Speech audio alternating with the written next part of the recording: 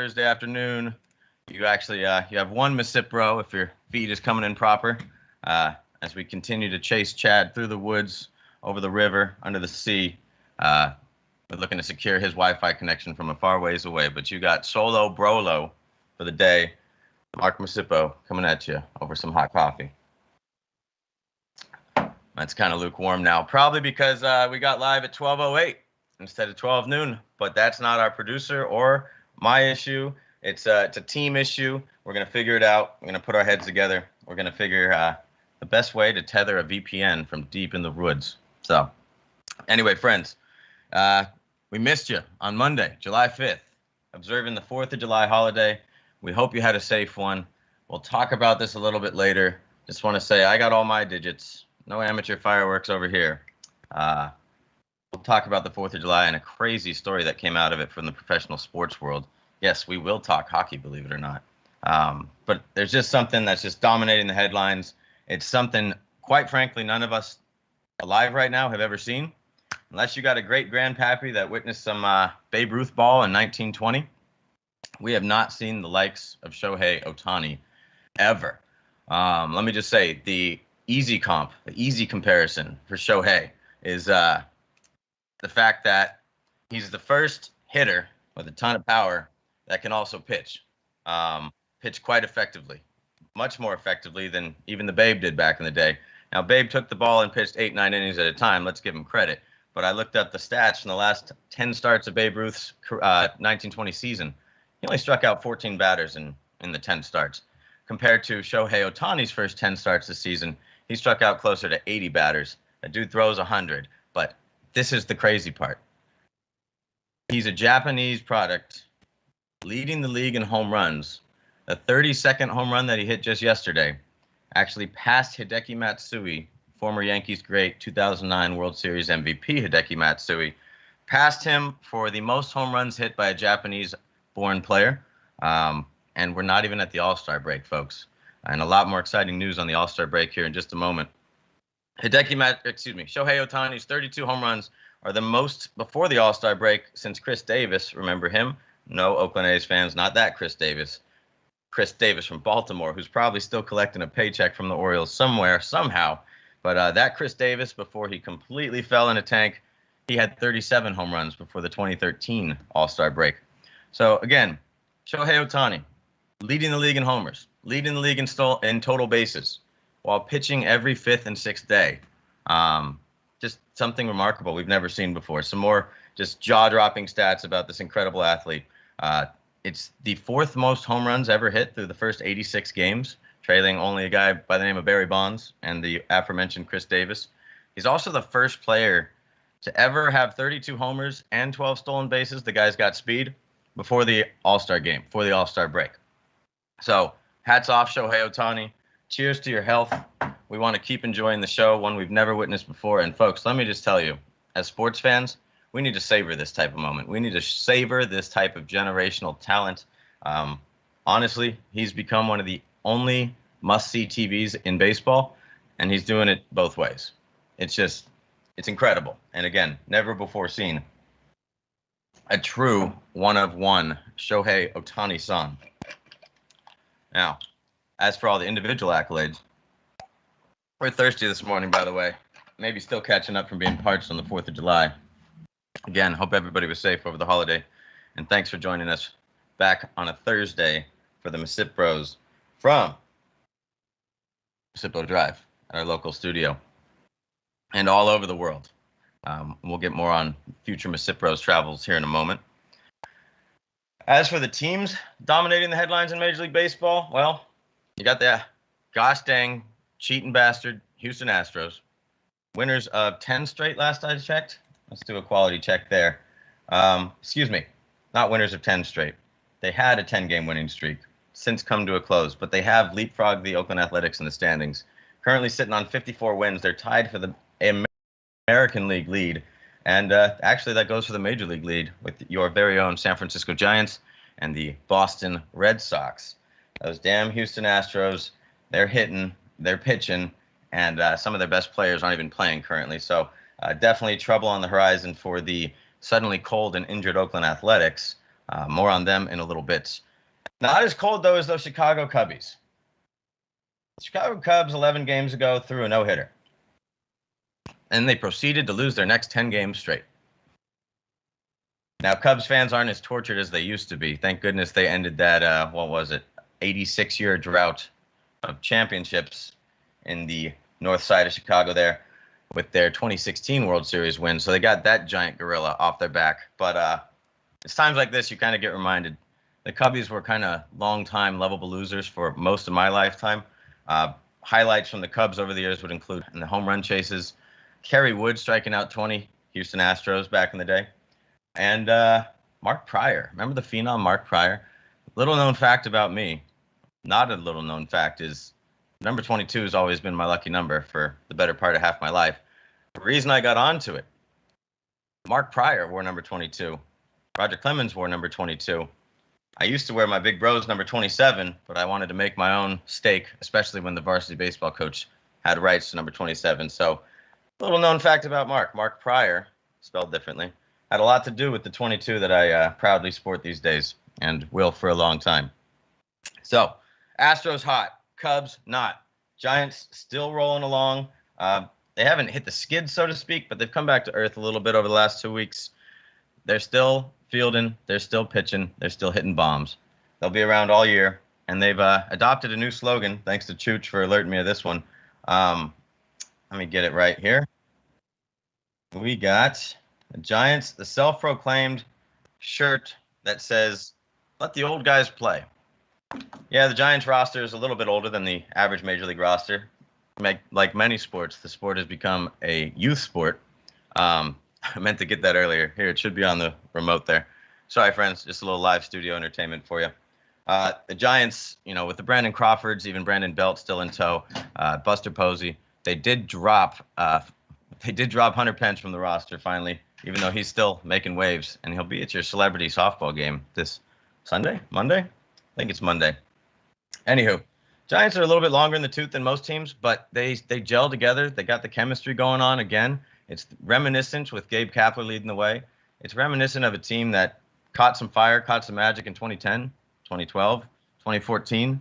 Giants have never been short on chemistry. Let's just put it that way when they're winning in the Bay.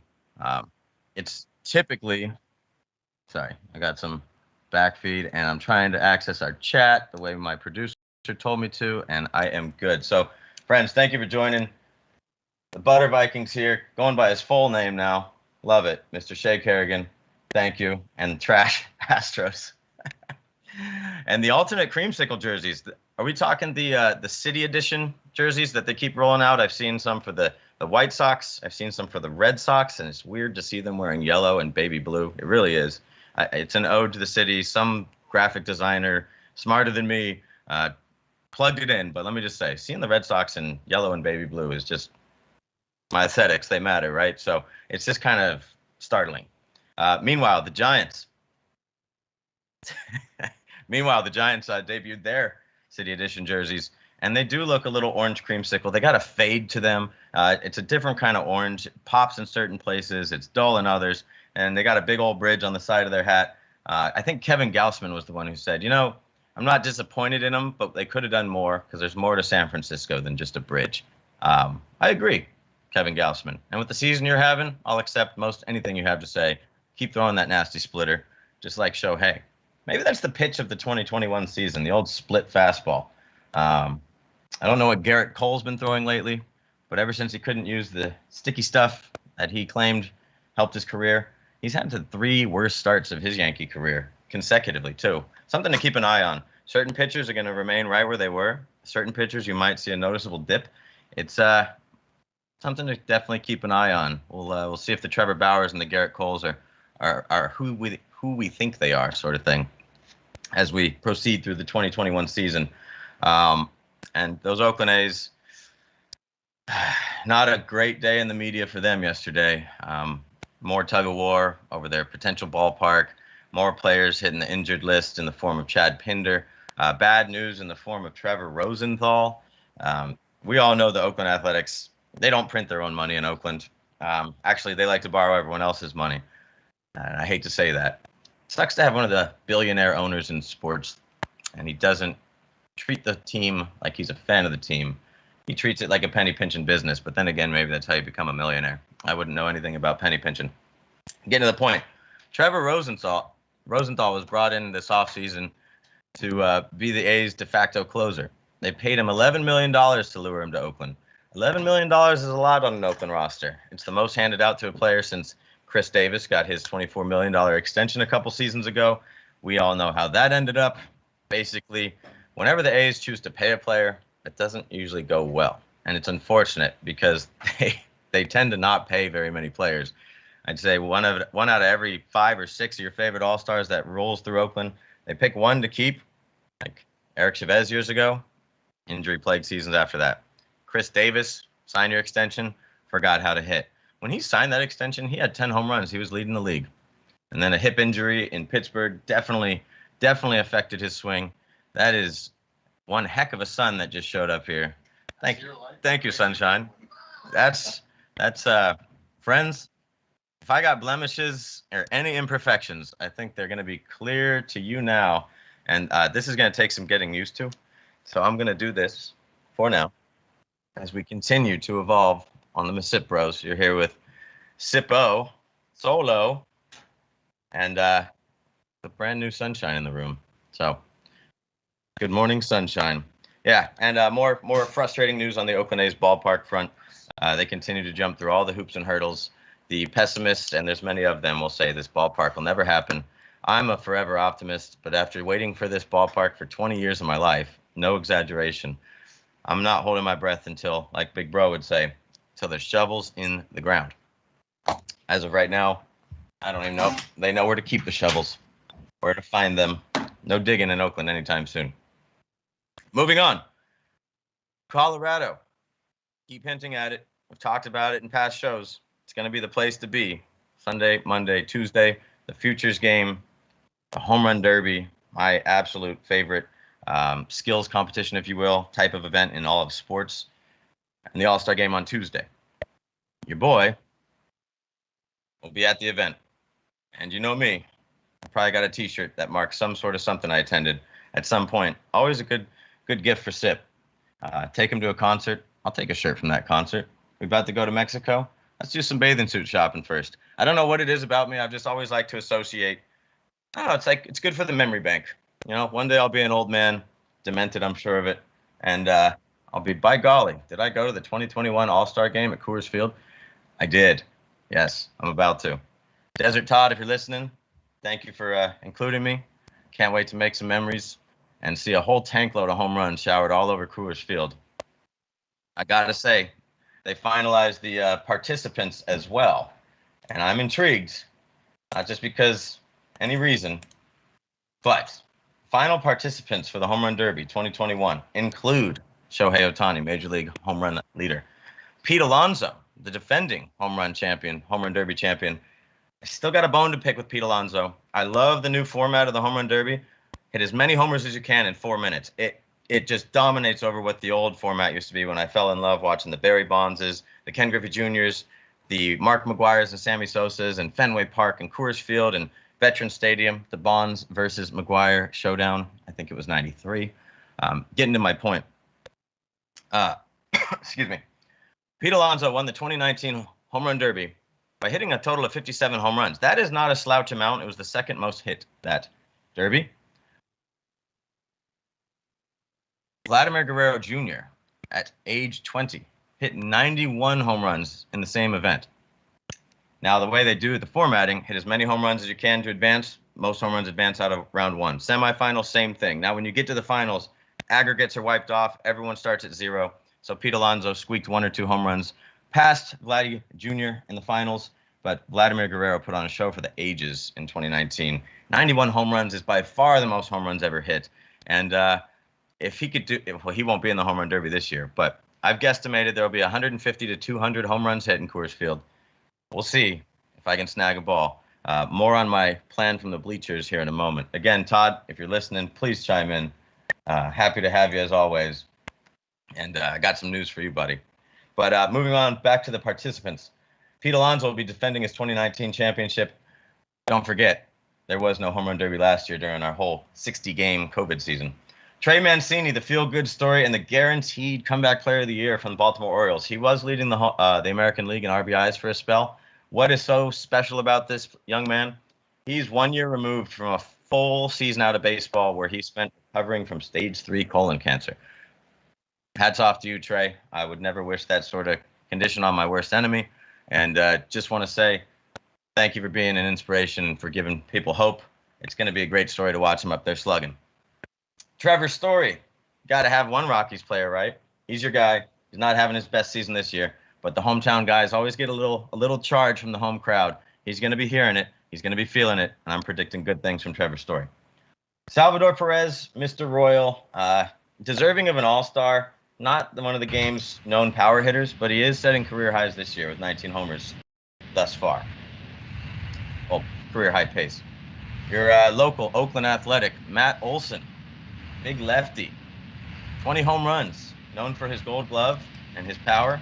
Can't wait to see him put on a show at Coors Field. Joey Gallo, Texas Rangers, another big lefty, AL West. He's been on fire lately. You could argue he's the hottest power hitter going, not named Ohtani. Joey Gallo, sure to hit some third deck home runs. Maybe one of them will reach me. Then finally, another lefty, Juan Soto, one of the game's best hitters, not having his greatest season as of yet. We know he'll catch fire. He's way too good not to. Maybe the home run derby is the spark he needs to get that swing locked in and start hitting more bombs in the games that count. Now, one thing I couldn't help but notice: these lefties. Joey Gallo, 6'5", 235. Shohei Ohtani, 6'4", 205. Juan Soto, 6'1", built like a linebacker, 220. And finally, Matt Olson, 6'4", 220. Big lefties. They're certain to reach the third deck in Coors Field. How many times will it happen? Tune in to find out. I'll be in the front row of section 305. We'll see. You might see me. I have a feeling you will. Put that DVR on, people. Anyways, as you can tell, I'm stoked about the Home Run Derby. Can't wait to attend my first one. It's been a bucket list item of mine for my whole life. So that'll be great. Thanks again, Todd. The All-Star Game will be a great time as well. It's merely an exhibition, but it's sure to be a spectacle. There will be a celebrity singing the national anthem. There'll be a musical performance. The stars will be out, and your boy Shohei Ohtani will be pitching and hitting. Something unseen in any All-Star game in our lifetimes. So that'll all be going down in Denver, Colorado. Sunday, Monday, Tuesday. Moving on. Would have loved to talk baseball with Chooch. We'll see if we can get him in here shortly. But we got to move on to the Phoenix Suns. What is going on, my bro? I think he's here. He's here with a blurry background, his signature look. Yes. Let's see if Bruce can get him roped in. Everyone, I think you can hear Chooch. I'm not sure you can see Chooch just yet. So we'll look to get him in here shortly. Give us just a moment. Well, how the hell is everyone doing, man? That's what everyone wants to know about you. They haven't seen you in a while. I am technically deficient, but I'm telling you right now, man, I had to reinstall and give, I don't know, permission to use my microphone. Does that sound right, you techies out there? Anyways, I finally gave permission. I think that's about what we talked about. Hey, you got to give my bro some props, dude, because he puts up with me not being exactly ready all the time. At the same time, he has a way of getting under my skin, dude, because he goes, yeah, okay, man, just like we talked about before. Yeah, no problem. Just like we talked about all week. I guess it's not a priority for you and this and that. I love you, bro. Just yes. A little poke in the eyes. You know how to block that, by the way. There it is. Can't reach me. Yeah. Oh. Wise guy, huh? Chooch, we just recapped. We were just recapping the Home Run Derby field, and I'm so excited about it for obvious reasons. And I went through all the participants already. You'll have to watch it on the playback, but that's all right. No, I know the participants, dude. I actually read the paper this morning. So, yes, I read the paper. One thing your brothers enjoyed over the years, every Home Run Derby. Love it. It's my favorite skilled competition event. Until they bring back that quarterback club at the Pro Bowl. I love that, too. Moving on to what I want to talk about with regards to this particular field. I've gotten pretty good at putting down a little money. Thank you, Bovada. And the last 3 years I've picked correctly with the most money wagered. I picked 2 guys, and my highest wager has won the last 3 home run derbies. So let me ask you, do you have a favorite from this field? Dude, Ohtani. Or I'll go with the hometown guy, Trevor Story. Yes, the hometown guy always gets a charge. Yeah, but he's probably getting better odds because everyone's probably jumping on Ohtani. So Story might be getting pretty good odds. So that might be a good call, dude. I mean, so typically I pick a favorite and I pick an underdog. A couple years ago, an underdog was Vlad Guerrero Jr., believe it or not, because he was 20 years old. He ended up in the finals against against Pete Alonso. And I do see a lefty faring well in this park. I've seen it before. I went back and watched the 1998 Home Run Derby that featured such prominent lefties as Jim Thome and Ken Griffey Jr. Why did I do this amount of research? I wanted to relive the event from 1998, a quick 23 years ago. But I also wanted to see, do a bunch of home runs reach the third deck? Because there's cheaper seats in the third deck than there is the second and the bleachers. Short answer, yes. Thome was painting the third deck. And this is in 1998. So, they're juiced up, but the ball is juiced up. Thome is not juiced up. That's right. He had a nice, clean career. But thank you. Talk about country strong. That dude had forearms like thighs. Dude, yes. And thighs like trees. He used to play third base. Remember that? When he came up, dude. Yes, he did, man. He played third base for the Indians. I think I have his rookie card. You do. And I think you might have given it to me, so that's mine now. Oh, come on, dude. Did I give that to you? I want that one back. I want that one back.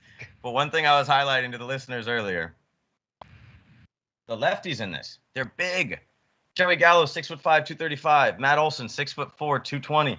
The average size of these guys is 6'4", 220. And your boy Juan Soto, he might surprise. Juan Soto, that's right, man. I saw him in the lineup this morning. I went, what's he doing, man? He needs to get his name out there because he plays for the Nationals. No one really knows him, and he's such a hell of a hitter. Hey, do you believe this stuff, man, that the home run derby ruins your swing going into the second half? I've heard this stuff. I've watched people go into a little slump, and I can't see it, dude. I can't see it, man. These guys are way too good at hitters, way too much of a professional to all of a sudden be popping the balls up in the infield for the first couple of weeks after the All-Star break. What's your take on that, dude? Well, we've seen it before, and I think it affects there are some stats out there that show this sort of like decline after a home run derby participation. Yeah, it's not always the pure power guys. Sometimes it's more the 300 guys that hit doubles a lot. I remember Bobby Abreu. Bobby Abreu set what was the record back in Detroit, 2004 is what it feels like. He was a Phillies all-star, well-rounded game, probably a career 300 batting average if I had to guess. And he just came out of nowhere and hit 24 first-round homers. He was not the same player the rest of that season. Well, okay. I think he hit about a $190. Just something off about his swing, you know? So Vladimir Guerrero Jr., leading the American League circuit in many, many, many hitting categories, having his finest season. He would have been a welcome addition to this year's field. He hit 91 last time he was in it. 91, real number. But he's not wanting to tamper with anything. He's good. He's going to take a break. He's going to rest. Every year is different, dude, just like for the rest of us, dude. Last year, what were we doing at this time, right? And what were the people listening doing at this time? Something different, dude. You were in a different space in your life. I applaud Vlad for doing that, man. Hey, man, you know what? On that note, man, I just saw a couple Astros. I know, the garbage can bangers, dude, walk out of the All-Star game saying they want to concentrate on their family. They want to concentrate on getting healed up. That, to me, is a big sign, dude, okay? I've been telling you this for a while, man. The Astros are the best team in baseball. And I will put them up against the Dodgers right now because they got that chip on their shoulder. Their guys are hitting, and I don't like this team. Don't get me wrong, dude. I do not like this team. But I'm an objective fan, so watch out for this team, dude. They're resting up instead of going to the All-Star game as well. They got Dusty Baker as their manager. Bro, I don't like it. As A's fans, you got to be freaked out, dude. What about you as an A's fan, man? Are you freaked out about the Astros? Not trying to circle back too much. We did cover the hot Astros, the cold Cubs, the old Giants, and the A's had a really bad day in the media yesterday between their ballpark struggles, between Chad Pinder hitting the DL, and $11 million burnt on Trevor Rosenthal. Thank you for your contributions. Instead of and does it hurt that Liam Hendricks was pretty good. Does it hurt that Marcus Semien is now an All-Star again? It's that was bad sign number 1,532 as an A's fan. When you let the hometown MVP runner-up walk. Oh. it's getting harder and harder and harder for me to watch an A's game. It really, really is. We are teetering on the proverbial edge here of the city of Oakland, the smiling city of Oakland, losing not one, not two. Oh, but the Warriors just went across the bay. They lost them. There's no more revenue for Oakland from the Warriors. They're gone. And are they going to lose 3 sports teams in 5 years? Because it would be an unprecedented, colossal embarrassment. And I have already had to tuck my tail as a Raiders fan. Jump ship to those Miami Dolphins. Go Fins. I'll still root for the Warriors, of course. They're too lovable. Curry, Clay, it still feels familiar. But make no mistake, I miss Roracle big time. More on the next loud stadium in the NBA in a moment here. But if the A's were to leave town too, God, if I had to say it, please go to Portland. 2. Don't let another Oakland team go to Vegas. Don't. You know what, man? I see what you're saying, but there's no way that MLB is going to put anything near Portland with what's going on up there, bro. It's not happening. It's not happening. Yeah, it's been a pipe dream for years, Chooch, my whole life. We've seen renderings of fields that were supposed to be spawned in Fremont, San Jose, Howard Terminal. Yeah, we don't need to go down the list. It's become comical. It's become comical, dude. That's why I said it's really, really hard for me, especially with now Caval taking a sarcastic bent, egging people on Twitter and egging journalists on and saying this and that. We're all tired of it, dude. I'm beaten down by the Oakland sports, dude. Yeah, Caval certainly went black hat cowboy all of a sudden. Jeez Louise. But let's not spend any of our precious airtime talking about. We got other stuff to talk about, dude. But baseball, All-Star game, I'll be there. We'll do our Monday show.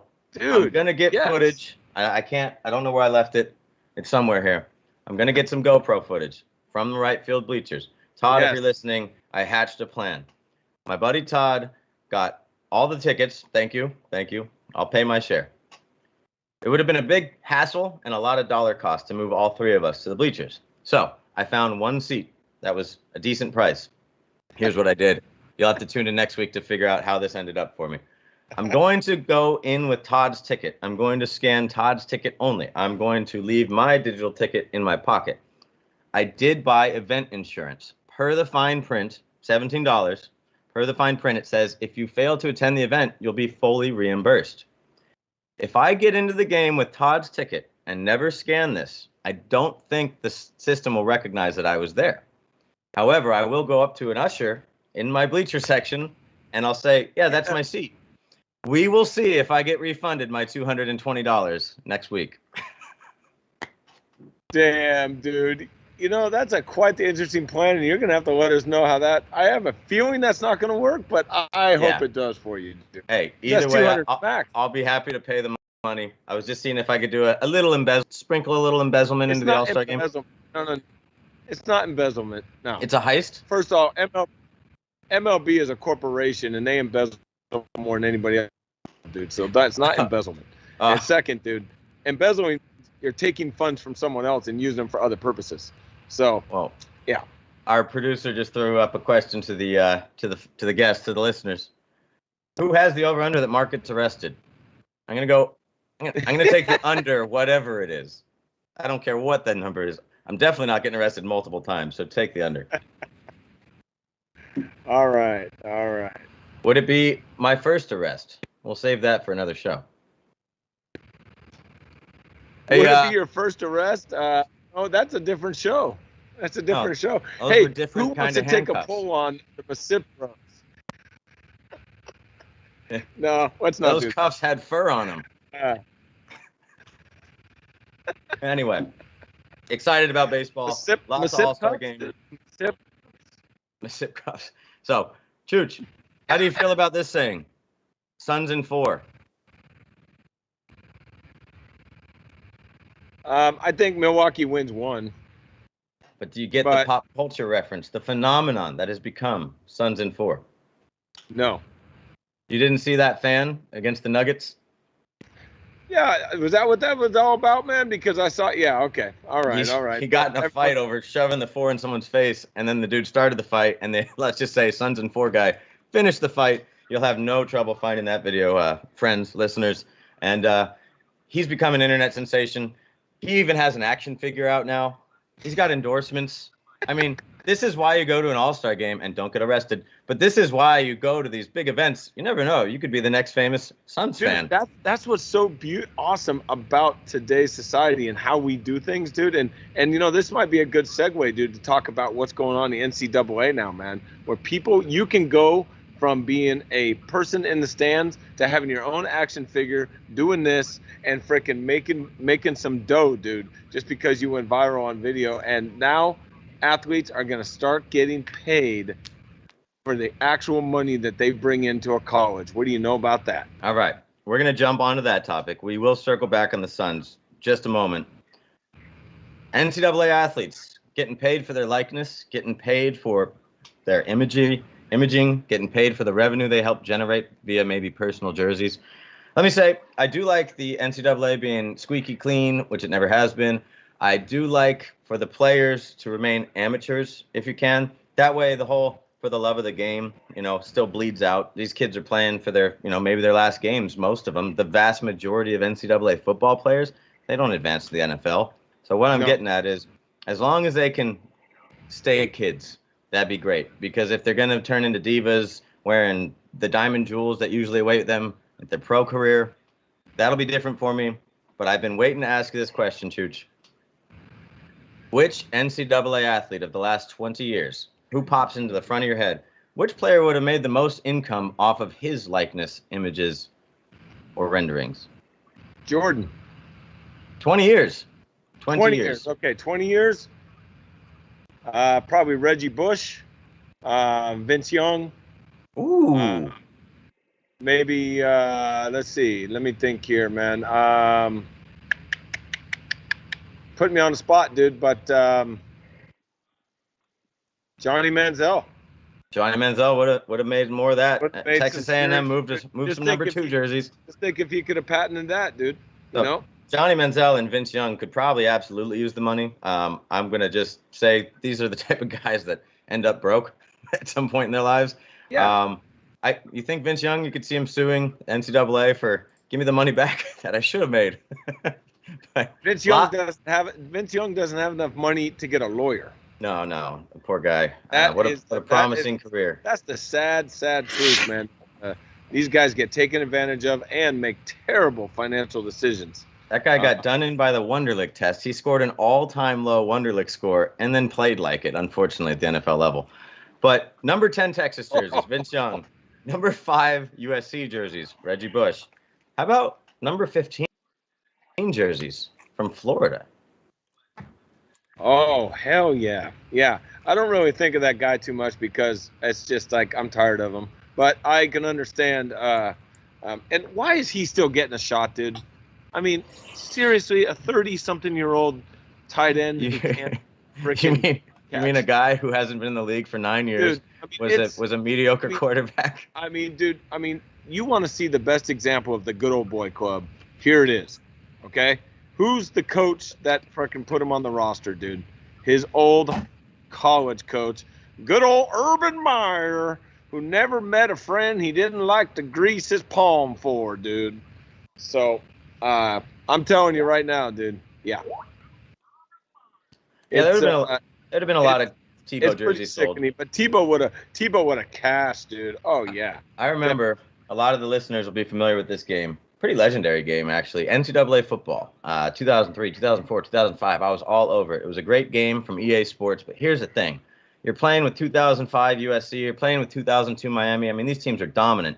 And, the Miami teams had the Willis McGahees. They had the Clinton Portises. They had guys that wore number 20 and looked like Ed Reed and played like Ed Reed, but it didn't say Reed on the back of his jersey. It just said FS number 20. I remember playing these games being like, that's Ed Reed. Yeah. That's Andre Johnson. And they performed like him and everything. They were sized like him. And these guys didn't make a single buck. Yeah, dude. I mean, it took, think how long it took, in the court systems to actually, these guys now, man, they all, dude, should be freaking bowing and kissing the ring, dude, of Ed O'Bannon, dude. Okay? Ed O'Bannon was the first guy to sue the NCAA for likeness, dude. way back when he was a UCLA forward, dude. Oh, it's the absolute definition of exploiting someone's talents. They just push it off until they finally have to pay him. So they got 20 more years in court. Are you checking out your YouTube feed, dude? Is that what's going on? I'm growing and shrinking right as we speak. We're formatting the screen. Dude, I love this. It's so much fun learning this stuff. Yes, and thank you for everyone that joins. It's so great. It's all the part of the process, dude. Come on, man. Yeah. Have fun with it. I know we need to keep my head a certain size, but yeah. Thank you. So NCAA athletes finally making some cash. Are they going to make millions? Are they just going to make T-shirt money? What are they going to make here? Dude, they're making all kinds of stuff, dude. Card companies are coming after them, dude. Are paying these guys to come work out at their gym. Did you see that story down in Miami? Mm-hmm. The gym owner is paying every player 50 G's, dude, to come in and freaking for the year and to say, hey, come to this gym and do it. You know, you're going to see a lot more of that kind of stuff, man. And it should be. You know, these people are marketable, dude. Their likenesses, and if someone wants to pay them for saying, here, man, come to Firehouse Coffee in Sausalito, dude, and come drink my coffee. Hey, man, you want to give me 20 grand for that, dude? Heck yeah, dude. As I should. So let's do it. And I'll be calling Firehouse later, dude, because now they owe me a little spiff off every. Give me 10 cents a cup, dude. We're cool, man. We're good. Yeah. I mean, you just broadcasted live. I just heard about Firehouse Coffee for the first time, so that's exposure. Right. Man. Right. That's what I'm talking about, man. Yes. Yeah. What's going on? Happy to have you, Chooch. Glad to not be the solo brolo. Yeah, dude. We're better as a combo. No, of course, I could have figured this out. What? Strength in numbers, baby. Shout out 2015 Warriors. Hey. Wait a minute. You guys want to compare guns, dude? I used to hang on those things. Real story. Even as like an 8-year-old, 10-year-old kid, I used to run up to Chad, hook the arm, and he would just one arm him. It was a wild ride. One arm him. Yes. So, yes. And you should have seen the big old smile on your face, man. You were loving it, dude. I'm sure I was. Back in the days of Spark. Hey, why did I earn the nickname Spark? Dude, good story, man. Well, I don't know. It's a quick story. Because, you know, we like nicknames, right? But, dude, you were always I love to call you Spark, dude, because you were always up for anything.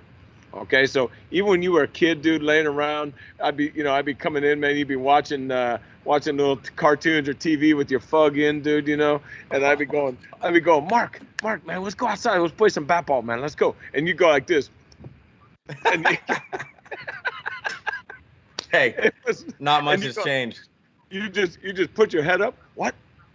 And so I said, dude, Spark. You know, and so we started calling you Spark, dude, and you just love that name because Mark Spark. But dude, you were always up for something, dude, and I loved it, dude. I love just like, Mark, you want to go freaking do this? Come on over here, and you'd be like, dun, dun, dun, dun, dun, dun, dun, you know, and your little jumpsuit onesie, dude.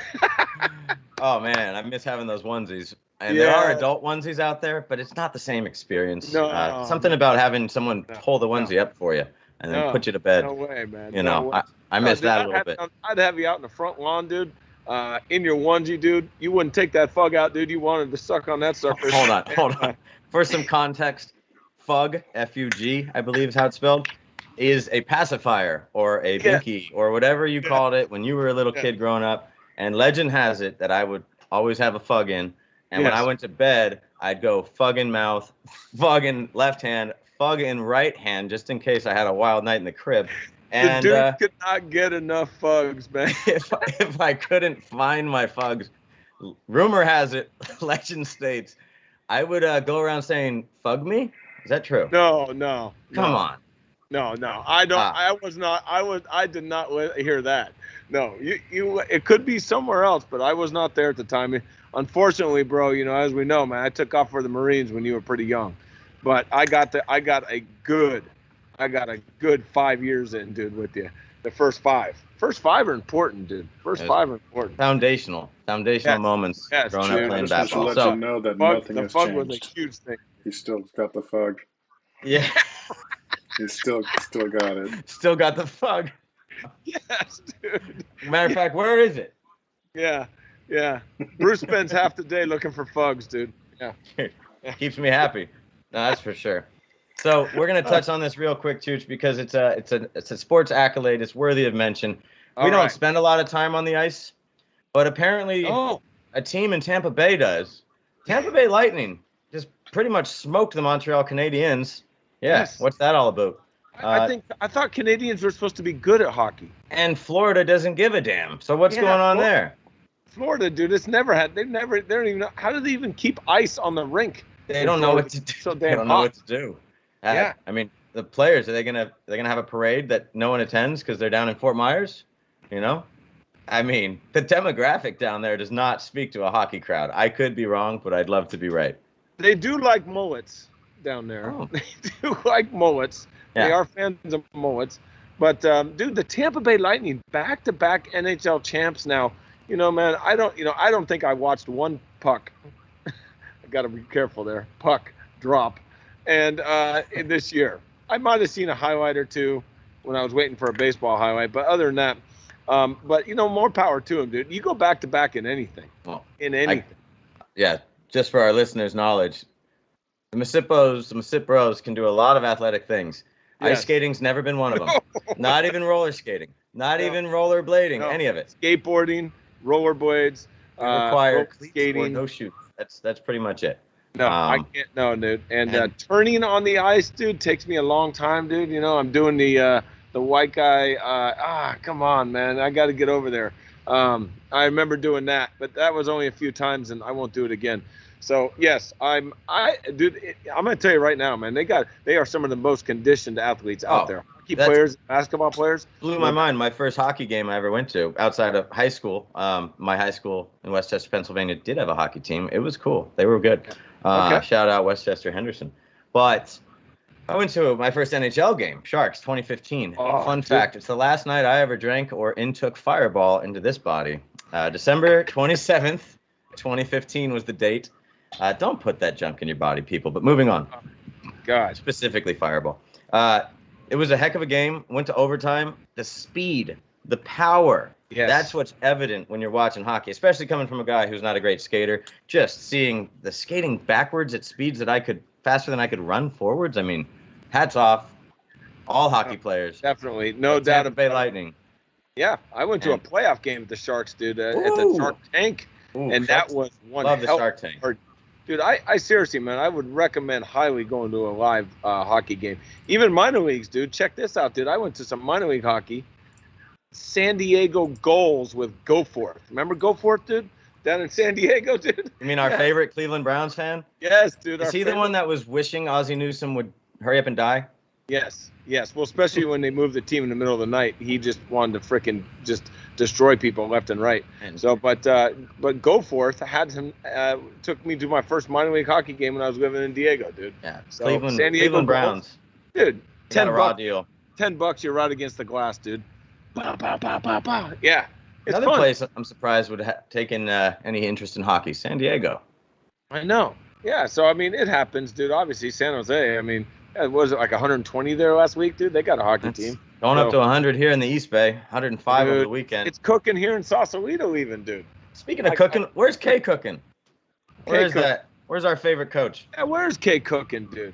Anyways. That reminds me, I have a shout out I need to get on air before we wrap up, but I'm not looking to wrap up just yet, as we had a little bit of a delay getting you in, but that's all good. We still filled the airwaves with content. That was great. Dude, you're knocking it down. Dude, I got full confidence that you're knocking it out, dude, when Big Bro's being a technologically deficient. Hey, learn from the best. There was a time he was at KXSF Radio in San Francisco, and you piloted a lot of solo shows, and a lot of those shows went 3 hours.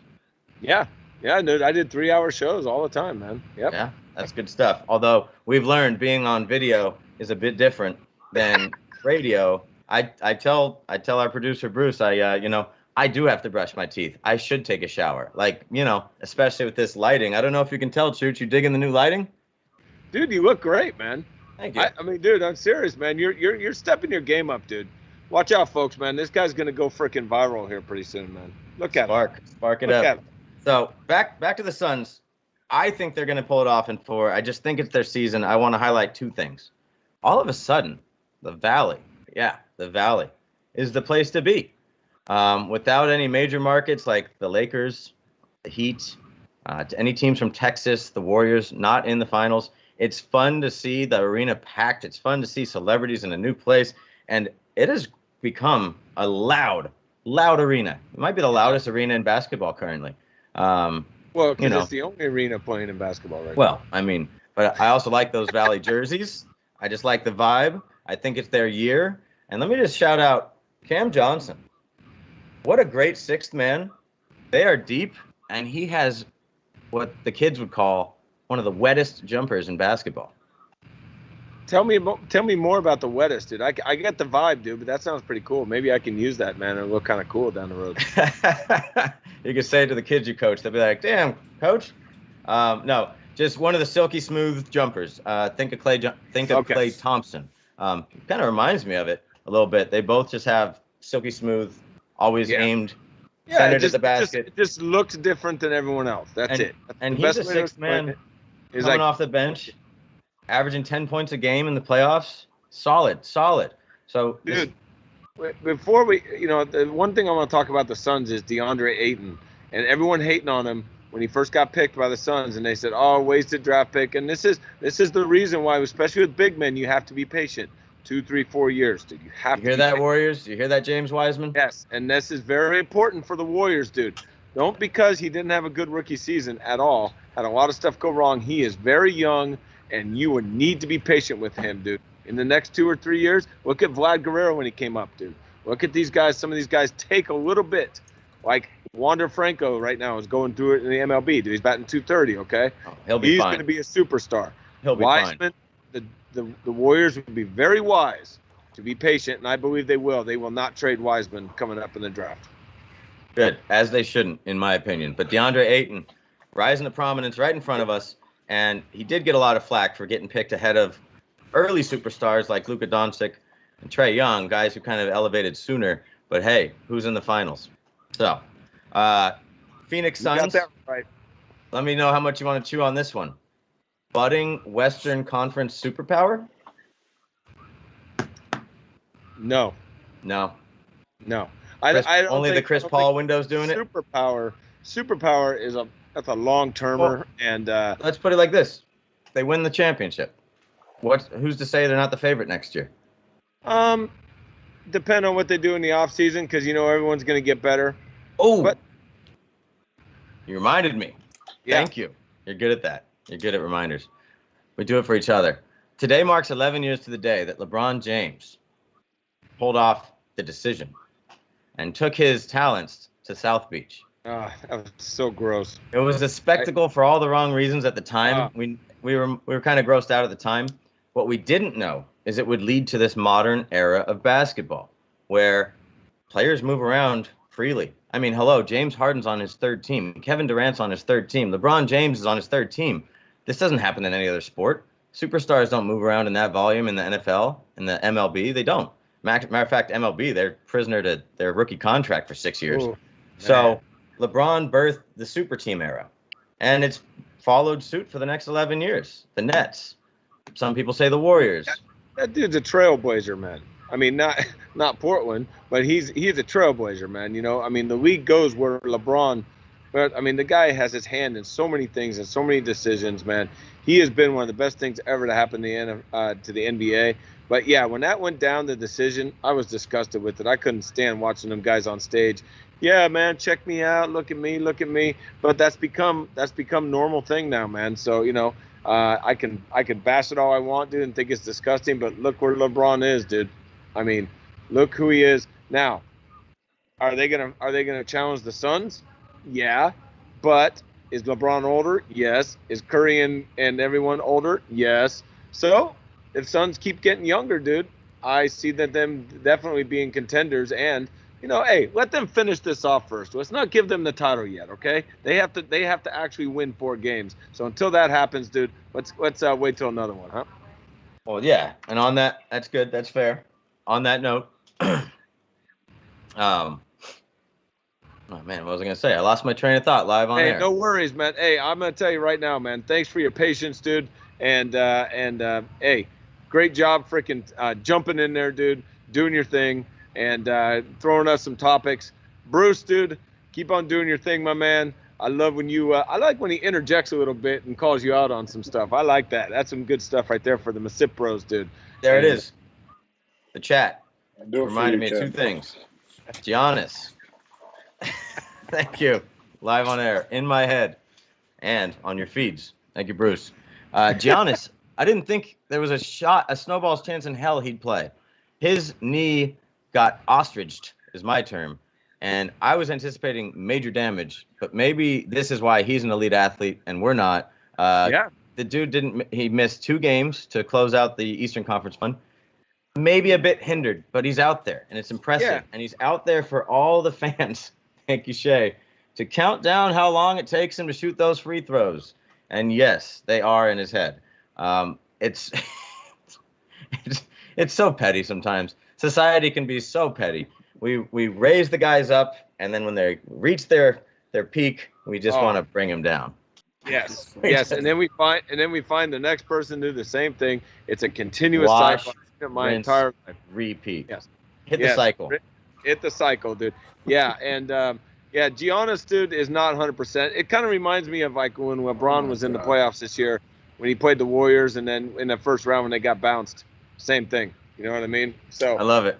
I'm gonna tell you right now, dude. Phoenix will probably win it. They might lose a game. And you know, congrats to the Tampa Bay Lightning. Yeah. And congrats to the NCAA players being able to make some freaking dough and not have to freaking live off the chump change that the NCAA was pretending to hand out to them before.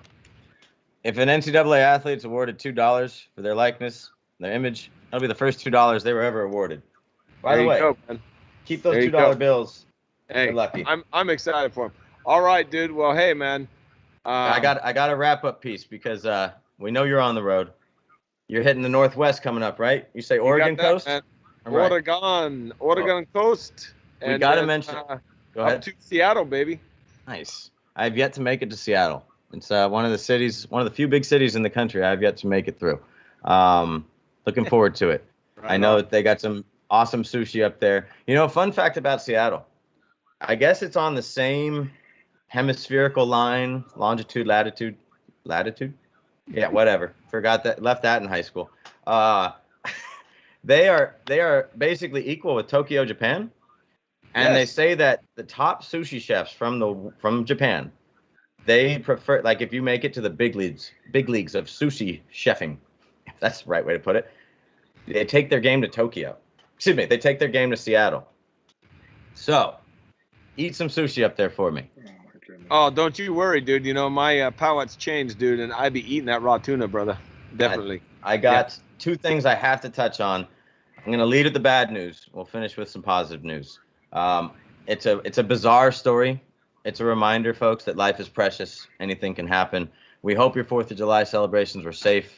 I didn't handle any fireworks myself. No, I never do. Don't, dude. And let me just say, Columbus Blue Jackets from the NHL, their reserve goalkeeper, Matisse Kivaleniks, passed away from a freak firework accident where some sort of mortar tipped over, hit him in the chest. Long story short, I don't have all the details. He passed away from blunt force trauma to the chest from a firework. That's a brutal way to go. It couldn't have been a bottle rocket. It wouldn't do that sort of damage. But just a reminder to athletes that have everything to risk, especially their body parts, especially their lives, and just regular old everyday Joes like ourselves, come on. Be smarter. Be safer. So, we're going to wrap it up, Chooch, but the world wants to know, what did you do for your 4th of July? Dude, the world wants to know what I did for 4th of July, dude. Not a whole lot, dude, other than go see some fog-filled fireworks at the aquatic park across the bay here in San Francisco. It was hilarious because it was packed, cold, and we can barely see anything. Guys, this is just me. Cheers to you. There he is. There he is. And he cut out right at the right time or the wrong time. Maybe he's a trendsetter. We bringing him back, Bruce? Later on, man. There Peace. we go. All right. I got one last shout out. Sorry for the ending difficulties. We start with difficulties, we end with difficulties, but I got to get this out. Baby Jace Mullen, welcome to the world. Tom and Lindsay, congrats on your baby boy. Born, I think, a day before your wedding anniversary, which is today. So happy day. Good to be a Mullen. Tom, Lindsay, wish you the best. I know that kid's going to be a left-handed softball stud, but first he'll be a left-handed baseball stud. Keep the phone out of the baby's hand. I'll talk to you later. Hey, thanks for joining, everybody. MisippBROs are out.